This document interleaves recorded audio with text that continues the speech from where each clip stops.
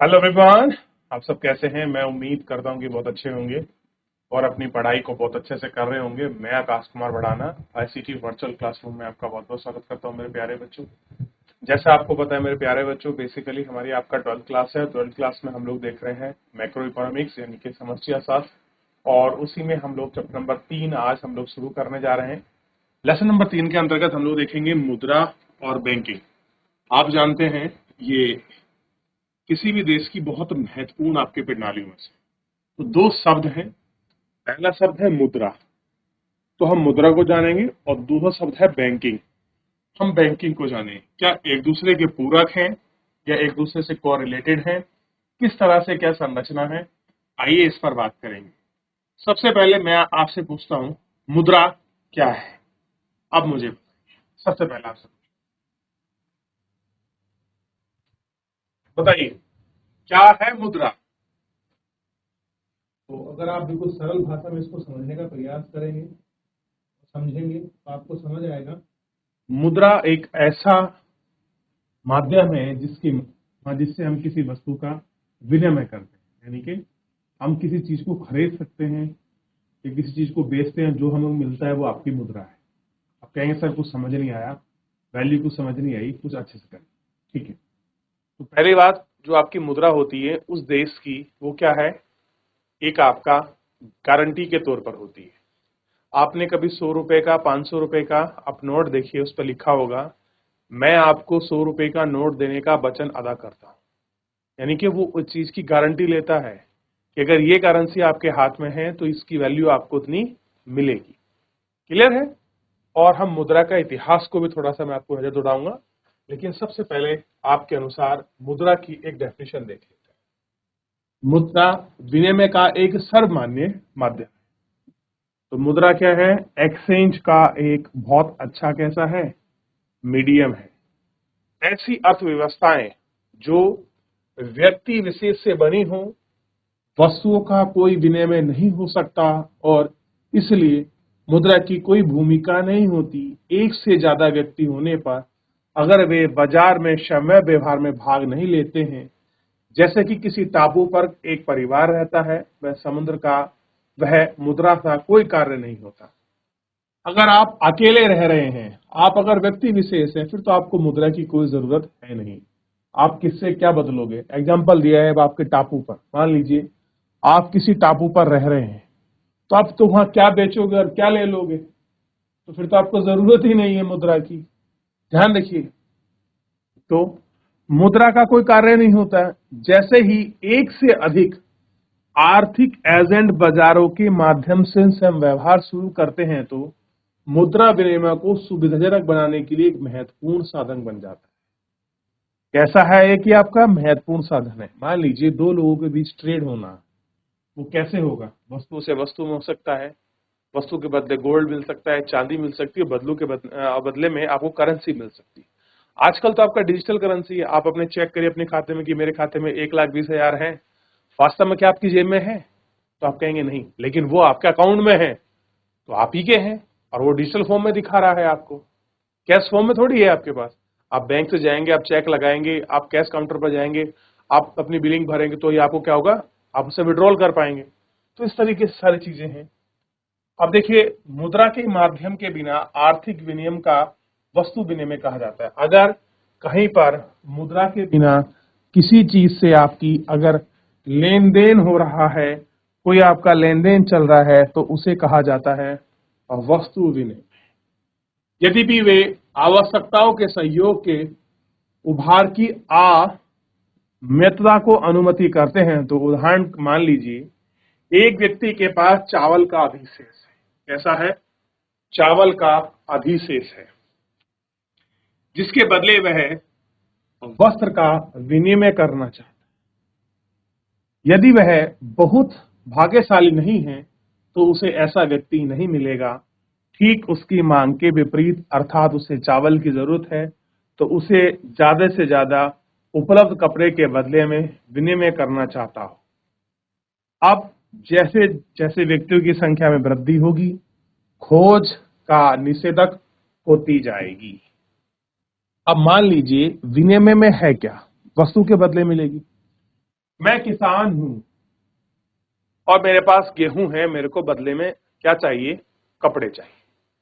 अगर सामने वाला कोई ऐसा व्यक्ति होगा जो मुझे बदले में कपड़े दे और मुझसे चावल ले, तो ही मेरी वस्तु का एक्सचेंज होगा, नहीं तो मेरी वस्तु का एक्सचेंज होगा ही नहीं।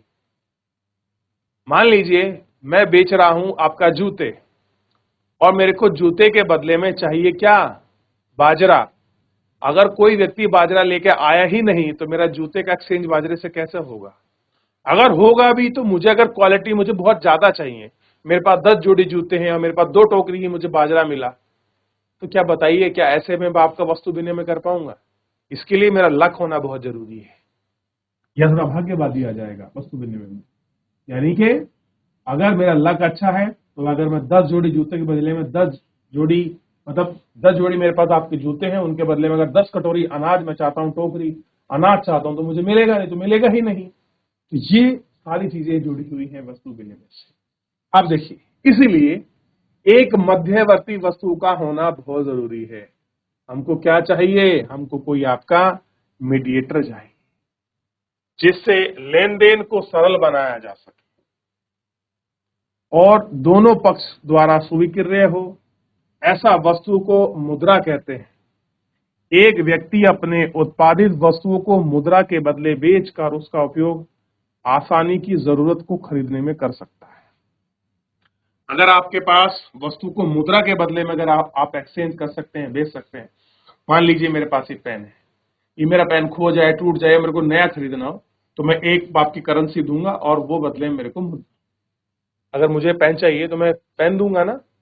पेन वाला व्यक्ति क्या कहेगा? आप मुझे इसके बदले में आपका कुछ पैसा दीजिए, 10 रुपए, 20 रुपए, 50, 100 रुपए, जो भी इसकी कॉस्ट होगी वो मेरे को पे करनी पड़ेगी। यदि मुद्रा का मुख्य भूमिका विनिमय को सुगम बनाना है, किंतु यह अन्य उद्देश्यों की पूर्ति में भी सहायक होता है। केवल ये ही काम नहीं है कि हम इसको सुगम बनाएं, किंतु यह अन्य उद्देश्यों की पूर्ति में भी सहायक होता है। आधुनिक अर्थव्यवस्था में मुद्रा के निम्नलिखित कार्य हैं। कैसे हैं? निम्नलिखित कार्य। अब उन कार्य को हम लोग पढ़ेंगे, लेकिन उन कार्य को आगे बढ़ने से पहले आपको एक चीज देखना। वो चीज क्या है? वो चीज है ये कि सबसे पहले हम कार्य तो पढ़ेंगे, लेकिन आप मुझे बताइए कि आज का समय, तो आज के समय में तो हमें पता है कि मुद्रा काम कैसे कर रही है। कौन है मुद्रा? हमारे पास नोट है, सिक्के हैं, डिजिटल करेंसी है, एटीएम है, प्लास्टिक मनी है, बहुत सारे ऑप्शन हमारे पास है। लेकिन जो हमारा प्राचीन काल में अगर आप देखेंगे,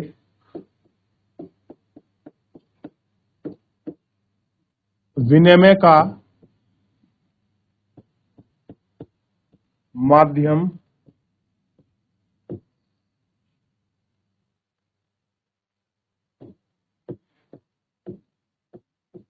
क्या था, ये हमको देखना।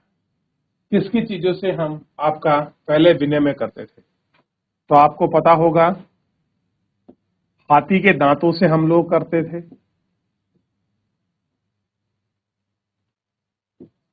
जो हाथी के दांत हैं उनसे हम लोग विनिमय करते थे। हाथी के दांत के अलावा कोकोआ और कॉफी के बीजों से हम लोग करते थे, हड्डियों से करते थे, मोतियों से करते थे। आप कोड़ी चलती थी, 1 कोड़ी, 2 कोड़ी, कोड़ियों से हम लोग करते थे, मोतियों से हम करते थे, सोने और चांदी के सिक्के से माध्यम करते थे। तो विनिमय के माध्यम में ही पहले कुछ ना कुछ माध्यम रहा है, जिसके माध्यम से हम लोग वापस करते आए हैं। क्लियर है? लेकिन आज अगर वर्तमान की बात करेंगे तो वर्तमान में हमारे पास क्या है? आपका मुद्रा है, फिएट करेंसी है, जिसके बदले हम लोग क्या करते हैं? आपका किसी चीज से एक्सचेंज करते हैं, बदलते हैं। ठीक? तो सबसे पहले आपको क्या लिखना होगा कि हमारे पास प्राचीन काल में विनिमय के क्या माध्यम थे। ये आप इसको देखिए, करिए, फिर मैं आगे। कभी मैं जब आपको नोट रूप में लिखाऊंगा तो ये सारी चीजें मैं आपको दोबारा बता दूंगा उस टाइम भी और लिखवाऊंगा। आइए अब हम मेन देखते हैं मुद्रा के कार्य, और ये क्वेश्चन पूछा भी जाता है कि मनी का कार्य क्या है, कि जो आपकी करेंसी है उस करेंसी का वर्क क्या है, कार्य क्या करती है। अब जैसे आपने पढ़ा है कि क्या वर्णित है, जैसे ऊपर वर्णित है, वर्णित का मतलब उसको एक्सप्लेन किया गया है। मुद्रा की सर्वप्रथम भूमिका यह है कि विनिमय के दर माध्यम के रूप में कार्य करती है। तो सबसे पहले जो आपकी मुद्रा है, जो उसका प्राइम का क्या है, विनिमय के माध्यम के रूप में कार्य करती है, यानी कि मीडियम एक्सचेंज के रूप में। बड़ी अर्थव्यवस्था में वस्तु विनिमय अत्यंत कठिन होती है, क्योंकि उच्च कीमतों के कारण वस्तु के अपने अधिकता के विनिमय के योग्य व्यक्ति की तलाश करती है। यानी कि सबसे पहली बात, एक्सचेंज का माध्यम है करेंसी, और जितनी भी लार्ज इकोनॉमी होगी वहां विनिमय में अत्यंत कठिनाई, बहुत कठिन कार्य है, क्योंकि उच्च कीमतों के कारण व्यक्ति को अधिकता विनिमय के लिए योग्य व्यक्ति की तलाश करनी पड़ती। ठीक, मुद्रा सुविधाजनक लेखा की एक इकाई है। बहुत आसानी से सरल रूप से आप लिख सकते हैं। सभी वस्तुओं और सेवाओं का मूल्य मौद्रिक रूप में अभिव्यक्त किया जाता है। जब हम कहते हैं कि एक कलाई घड़ी का मूल्य 500 रुपए है, एग्जाम्पल समझा रहे, जब हम कहते हैं कि एक कलाई घड़ी का मूल्य 500 रुपए है, तो इसका मतलब यह है कि कलाई घड़ी का विनिमय मुद्रा 500 इकाई से किया जाएगा। जहां मुद्रा की इकाई रुपया है, भाई मुद्रा की क्या इकाई है, रुपया है हमारे, कहीं डॉलर है, कहीं रियात है, कहीं एन है, कहीं कुछ अलग अलग है। आप देखते हैं कि हर देश की मुद्रा कैसी होती है, अलग अलग होती है। यदि एक पेंसिल की कीमत 2 रुपए है, मान लीजिए कोई आपने पेंसिल खरीदी और आपको पता लगा कि इस पेंसिल का मूल्य कितना है, 2 रुपए है, और एक कलम की कीमत आपका 10 रुपए, तो हम कलम और पेंसिल का सापेक्ष, सापेक्ष का मतलब होता है रिलेटिव, दोनों को जोड़कर गणना करें, कैसे निकलेगा, ठीक, उसके कंपैरिजन में। तो एक कलम का कीमत होगी 10/2, यानी कि 5 पेंसिल। अन्य वस्तुओं की तुलना में मुद्रा की गणना इस प्रकार से की जाती है कि धारणा का प्रयोग करें।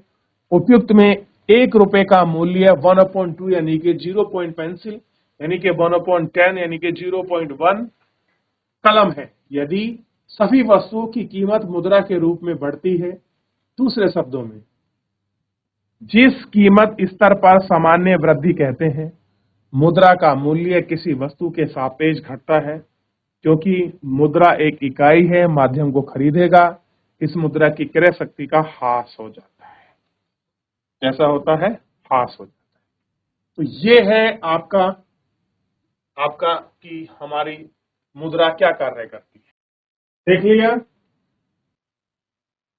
चलिए, अब हमने मुद्रा के फंक्शन देख लिए। अब काम है तो कुछ आप काम करती है तो कुछ आपकी दिक्कत भी होगी, कुछ कमी भी होगी, उन कमियों को भी हम देखेंगे। इसमें बताया है वस्तु विनिमय परिणामी की खामियां भी हैं। खामियां का मतलब होता है कुछ कमी, कुछ उसके निगेटिव एक्सपेक्ट। वस्तु विनिमय में किसी व्यक्ति की संपत्ति को आगे के लिए बनाए रखना कठिन है। कह रहे हैं कि अगर आप वस्तु विनिमय प्रणाली में किसी संपत्ति को आगे बनाया रखना कठिन है। मान लीजिए आपके पास चावल का एक एंटाउनमेंट है, यानी कुछ आपके पास चावल के पास कोई यूनिट है, कुछ आपके पास रखा हुआ है, जिसका आज ही पूर्ण रूपेण उपभोग नहीं करना चाहते। मान लीजिए आपने चावल लिए, कट्टा चावल आपको मिल गए, एक कंटेनर, एक एंकाउंटमेंट आपको मिला चावल का। अभी हम वस्तु विनिमय की बात कर रहे थे, तो अब उसमें हमको मिल गया, अब हमें लगा कि हमको नहीं खाना चाहिए, अभी कुछ टाइम के बाद देखेंगे उसको। आप चावल के इस अधिक स्टॉक को भविष्य में दूसरी वस्तुओं की प्राप्त करनी अथवा प्राप्ति के रूप में वंचित रखना चाहते हैं। आप सोचते हैं कि भविष्य में मैं इसका उपयोग कर लूंगा, चाहे तो इसके बदले में कुछ खरीद लूंगा या अपने भविष्य के उपभोग के लिए रख लूंगा। लेकिन चावल ही शीघ्रनाशी वस्तु है, यानी कि चावल एक ऐसी वस्तु है जो जल्दी खराब हो सकती है, जिसे आप एक निश्चित समय, हाँ, दिनों तक ही संचित नहीं रख सकते। इसे संचित करने के लिए बहुत जगह की आवश्यकता होती है। इसलिए इसके अलावा सबसे महत्वपूर्ण बात यह है कि आप अपने संचित चावल के बदले दूसरी जरूरतों की वस्तु खरीदना चाहेंगे तो आपको बहुत समय और साधन दोनों की जरूरत व्यक्ति की खोज पड़ना पड़ेगा। उन्हें आपकी जरूरत की वस्तुओं के बदले चावल की आवश्यकता होती है। इस समय का साधन हो सकता है यदि आप चावल को मुद्रा के बदले बेचते हैं तो मुद्रा नाशवान वस्तु नहीं है, यानी कि वो नष्ट नहीं हो सकती है और इसका संचय अत्यंत कम होता है। वस्तु किसी व्यक्ति के समय का ग्रहण करने के योग्य है, अतः मुद्रा व्यक्ति को मूल्य के संचयन का काम करती है। भविष्य के लिए धन का संचयन मुद्रा के रूप में किया जाता है, किंतु इस कार्य कुशलता का निष्पादन के लिए मुद्रा के मूल्य की परिस्थापन स्थापित होना आवश्यक है। कीमतों का स्तर बढ़ने जाने से मुद्रा का क्रय शक्ति घट जाती है।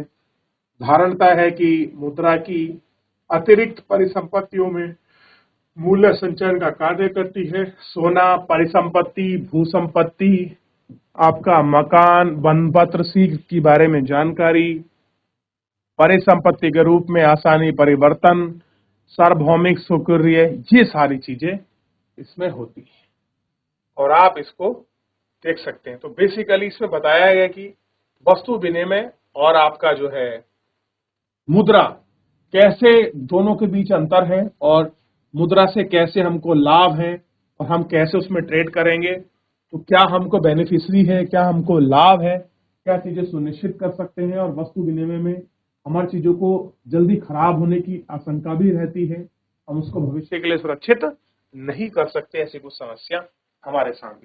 तो देखिए बच्चों, फिर इसमें थोड़ा सा आगे बढ़ेंगे। कुछ पूछना है पूछ लीजिए, देखना है।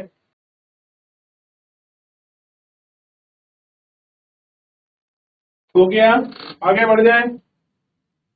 जहां तक किसी कोई डाउट, कोई क्वेरी किसी बच्चे की?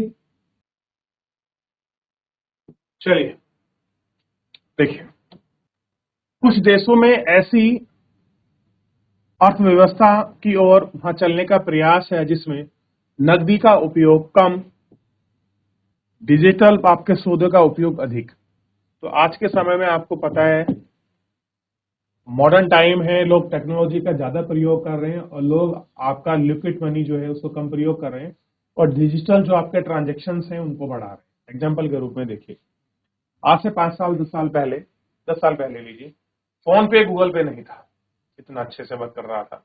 आज देखिए, आप कहीं दुकान पे जाते हैं, आपकी जेब में 1 भी रुपया नहीं होता, सामान लेते हैं, आप क्यूआर कोड को स्कैन करते हैं, जो मनी अमाउंट होता है उसको ट्रांसफर कर देते हैं। किसी ने कहा भाई मेरे को 5,000 रुपए की जरूरत है, तो आप उसको एटीएम से कैश नहीं निकालते, बैंक से विड्रॉल नहीं करते, बल्कि क्या करते हैं, सीधा आप उसको ऑन अकाउंट आप ट्रांसफर कर देते हैं। तो कह रहे हैं कि बहुत सारी ऐसी अर्थव्यवस्थाएं जो कैश, जो आपके नकदी का प्रयोग बहुत कम कर रही हैं और कैसे बढ़ रही हैं, डिजिटल जो आपका ट्रांजेक्शन है, डिजिटल जो आपके सौदे हैं उनका उपयोग ज्यादा कर, यानी कि डिजिटल की तरफ वो ज्यादा बढ़ रही है। ठीक है, अब डिजिटल आपके ट्रांजेक्शन हो रहा है, यह समाज ऐसी आर्थिक समाज का बोध, बोध का मतलब होता है ज्ञात कराता है, जिसमें वित्तीय सौदे, फाइनेंशियल चीजें, आपका भौतिक बैंक नोट अथवा सिक्के संबंधी ना के बराबर व्यवहार करने वाले पक्षों के बीच डिजिटल सूचनाएं, यानी कि द्रव्य का इलेक्ट्रॉनिक प्रतिनिधित्व से जुड़े हैं। अब आप देखिए, आपके खाते में पैसे अटक देना से आपको मैसेज आएगा टैक्स, भैया इतने रुपए आपके खाते में पहुंच गए। अब उससे क्या हुआ, सिक्के नहीं छापने पड़ेंगे, लिक्विड मनी जो है, जो आपके नोट वगैरह वो नहीं दिखाई देंगे, तो फायदा है, चोर उसको चुरा नहीं सकता। क्लियर से? भारत में लगातार अधिक वित्तीय समायोजन, क्या है, वित्तीय समायोजन, फाइनेंशियल इंक्लूजन के सुधार में विनियोग कर रही है। विगत कुछ वर्षों में धन जन खाते, आधार आधारित भुगतान पद्धति, e wallet, national finance switch NSW आदि ने सरकार को डिजिटल होने के निश्चय बल किया है। मोबाइल एवं स्मार्टफोन के पूरे भारत में फैल जाने के कारण आज वित्तीय समायोजन एक वास्तविक सपने की भांति देखा जा सकता है। यानी कि आप उसको रियल सपना है, आप कैसे पैसे ट्रांसफर करें, आप इसको आज बड़े अच्छे से आपका देख सकते हैं कि पैसे कैसे ट्रांसफर हो रहे हैं। अब है मुद्रा की मांग और मुद्रा की पूर्ति। कैसे मुद्रा की मांग होती है, क्या मुद्रा की पूर्ति है, इन सब चीजों को हमको देखना। मुद्रा की मांग, मुद्रा की मांग हमें यह बताती है कि लोग कुछ द्रव्य क्यों चाहते हैं, क्योंकि मुद्रा सौदे के संचालन के लिए आवश्यक है। सौदे के मूल्य यह तय करेंगे कि लोग कितना द्रव्य रखना चाहते हैं। द्रव्य का मतलब होती है लिक्विडिटी, कितना कैश अपनी जेब में रखना चाहते हैं, लिक्विडिटी की बात कर। जितने अधिक सौदे किए जाएंगे उतने ही अधिक लिक्विडिटी की मांग होगी। जितना आप चीजों को ट्रेड कमर्शियल रेट में बढ़ाओगे उतनी आपको कैश लिक्विडिटी की आपको जरूरत पड़ेगी, क्योंकि सौदों की मात्रा आय पर आधारित है। यानी कि डिपेंड किस पर करता है, इनकम पर, आय पर ये सारी चीजें आपकी डिपेंड करती हैं कि आय में वृद्धि होगी तभी जब लोग वस्तुओं का द्रव्य रूप देखने के बजाय आपका बैंकों में रखेंगे, जिस पर उन्हें ब्याज प्राप्त होता है। लोग कितना रुपया अपने पास रखेंगे, ब्याज की दर निर्भर करेगी। विशेष रूप से ब्याज की दर बढ़ती है तो लोग अपने पास द्रव्य रखने में दिलचस्पी कम रखते हैं, क्योंकि द्रव्य को रोकने से अधिक, विशेष रूप से ब्याज दर बढ़ेंगी तो द्रव्य को अधिक दिलचस्पी कम होगी, लिक्विडिटी कम हो जाएगी। क्योंकि द्रव्य रोक रखने के अर्थ होता है कि ब्याज जमानत को कम करता है और इसी प्रकार ब्याज की प्राप्ति होगी और उसका ऊंची दरों में मूल्यों की मांग गिर जाएगी। ऐसा होगा जो आपकी मांग है उनमें थोड़ा सा आपका जो डाउनफॉल है वो बेसिकली आ जाए। क्लियर है? इतना आपको स्पष्ट रूप से दिखना चाहिए और इतना स्पष्ट रूप से बात आपको। तो ये है मुद्रा की मांग। तो मुद्रा की मांग बेसिकली लिक्विडिटी जो है वो डिपेंड करती है इनकम पर, कि कितनी इनकम होगी उसी के आधार पर ये सारी चीजें होंगी। आप देख चुके हैं ब्याज की दर बढ़ेंगी, लोग लिक्विडिटी रखने में आपकी कम रखेंगे और जरूरत को रोकने के लिए अर्थ होता है कि जो ब्याज जमा को कम करना, ब्याज दरों की प्राप्ति कम हो जाएगी, इसलिए सारी चीजें होंगी। ठीक है, देखिए आगे बढ़ेंगे फिर। अब देखिए बात करेंगे मुद्रा की पूर्ति। अच्छा, अगर मुद्रा की कोई भी आपका शॉर्टेज होती है, मान लीजिए जरूरत थी ज्यादा मुद्रा की और बाजार में उसकी पूर्ति कम है, तो मुद्रा की मांग बढ़ेगी। लोग अचानक बैंकों की तरफ आपके डिमांड करेंगे, भाई मुद्रा कहाँ है, हमको अपनी चाहिए। कह रहे हैं कि आधुनिक अर्थव्यवस्थाओं में मुद्रा के अंतर्गत नकदी एवं जमाएं आती हैं। इस प्रकार की हम बैंक जमाओं को सम्मिलित किया जाता है। इस आधार पर मुद्रा के अनेक माप हैं। एक व्यवस्था में दो प्रकार की संस्थाएं निम्रित करते हैं, अर्थव्यवस्था की केंद्रीय बैंक तथा व्यापारिक बैंक व्यवस्था है। कैसा है आपका व्यापारिक जो बैंक है, ये व्यवस्था है। अब एक आपने देखा होगा सेंट्रल बैंक, केंद्रीय बैंक कहा जाता है जिसको। आप देखेंगे कि केंद्रीय बैंक क्या होती है। आधुनिक अर्थव्यवस्था में केंद्रीय बैंक एक अति महत्वपूर्ण संस्था है। यानी कि सेंट्रल बैंक कैसी है, एक आपका इंपॉर्टेंट आपका इंस्टीट्यूशन है। लगभग प्रत्येक देश का एक अपना केंद्रीय बैंक है, सेंट्रल बैंक। यहां केंद्रीय बैंक का मतलब है RBI से, रिजर्व बैंक ऑफ इंडिया। तभी क्या कह रहे हैं, हर देश का एक अपना सेंट्रल बैंक होता है, नेशनलाइज बैंक होता है हर देश का। आप जानते हैं जैसे हमारा RBI है। अब आप US में चल जाइए, वहां कुछ आपका फेडरल बैंक होगा, कोई और बैंक होगा, ABCD, कोई भी बैंक हो सकता है XYZ। तो हर देश का एक सेंट्रलाइज बैंक होता है, आप कह सकते हैं, जो सभी बैंकों को मॉनिटरिंग करता है, ऑब्जर्वेटर करता है, ये सारी चीजों को ध्यान रखता है। ठीक, लगभग प्रत्येक देश का एक अपना केंद्रीय बैंक होता है। भारत को अपना केंद्रीय बैंक सन 1935 में मिला। तो आपको पता होना चाहिए कि भारत का जो अपना केंद्रीय बैंक है, यानी कि रिजर्व बैंक ऑफ इंडिया, जिसको हम क्या कहते हैं, आरबीआई, कब मिला? 1935 में। और इसका नाम क्या है? Reserve bank of India. तो अगर आपसे पूछ लिया जाए कि आपके सेंट्रलाइज बैंक का नाम क्या है, तो आप क्या कहेंगे? RBI, reserve bank of India. Clear है? एस्टेब्लिश कब हुई? 1935 के एक्ट के तहत हुई है। ठीक। केंद्रीय बैंक में अनेक महत्वपूर्ण कार्य हैं, और देखिए ये बहुत सारे कार्य करती है। कौन कौन से कार्य करती है ये मैं आपको बताऊं। देश की मुद्रा को छापती है, उसको बैलेंस करती है। बैंकों का जो बैंक दर है वो करती है। ओपन मार्केट ऑपरेशन के काम करती है। कोष अनुपात सीआरआर एसआरआर में जो है उनको परिवर्तित करती है। देश में एक मुद्रित विनियमितता करती है कि पैसे का फ्लो, लिक्विडिटी बनी रहे, ये भी आरबीआई का काम है। सरकार के बैंकों के बैंकर के रूप में कार्य करती है, यानी कि सरकार का बैंक कौन है? आरबीआई, यानी कि रिजर्व बैंक ऑफ इंडिया को हम आरबीआई, अर्थात यह अर्थव्यवस्था में विदेशी कोष का संरक्षक है। विदेश का अगर कोई पैसा है उसको संरक्षित कौन करती है? आरबीआई। यह बैंकिंग व्यवस्था के लिए बैंकों की भांति कार्य करती है, यानी कि बैंकों का बैंक है और सारे उनके कार्य के रूप में वर्णित करती है, और आगे विस्तृत रूप में इसकी चर्चा की गई है। ठीक। तो मुद्रा की पूर्ति की दृष्टि से ये अपनी करेंसी का निर्माण कार्य करती है। केंद्रीय बैंक करेंसी जमानत के पास हो सकती है। व्यावसायिक बैंकों के पास उच्च शक्ति का प्रवाह है। रिजर्व बैंक द्रव है, मौद्रिक आधारों के बीच है, और साख का निर्माण करती है। तो ये आपको लिखना चाहिए कि भारत की केंद्रीकृत बैंक का नाम है रिजर्व बैंक ऑफ इंडिया। स्थापना हुई 1935 में। फिर दूसरी हेडिंग पे नए पॉइंट्स आकर लिखिए, रिजर्व बैंक के कार्य। तो ये सारे पॉइंट जो मैंने आपको गोल करे हैं ब्लू कलर से, इससे लिख दीजिए। ये इसके बाद ये फंक्शन है, लिखिए। फिर मैं आगे बढ़ूंगा, तभी मैं आगे बढ़ आपको देखिए। देख लिया? नोट डाउन कर लिया? अब इतना आपने, अभी आप केवल करेंसी के बारे में पढ़ रहे थे, और स्टेप बाय स्टेप चीजों को और पढ़ेंगे। फिलहाल मेरे प्यारे बच्चों, आज के लिए इतना ही। मिलते हैं नेक्स्ट लेक्चर में। धन्यवाद।